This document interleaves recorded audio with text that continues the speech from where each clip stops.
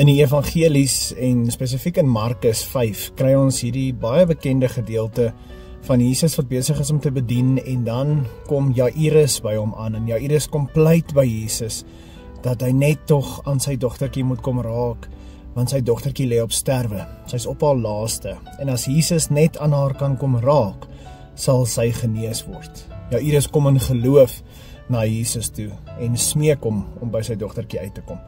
Jesus stem dan in en op pad na sy dogtertjie toe, word Jesus deur hierdie skare mense omring en binne in hierdie skare mense is daar die vrou wat aan bloedvloeiing ly. En sy ly al baie jare daaraan. Sy was al by al wat 'n dokter is, sy het al haar geld spandeer, al haar besittings verkoop om genees te word en nog steeds is sy nie genees nie.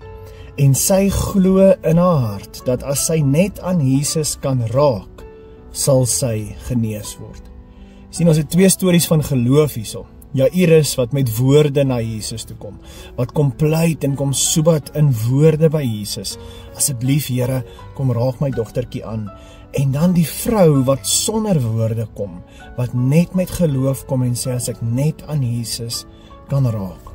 Ons weet die uiteinde van die storie is dat die vrou tog aan Jesus raak en dat sy dan genees word en dat Jesus later by Jairus se huis aankom nadat hy die nuus gekry het dat die dogtertjie klaar dood is en dan by haar ingaan en sê Talita kum, staan op, word wakker en dan staan hierdie dogtertjie uit die doodheid op.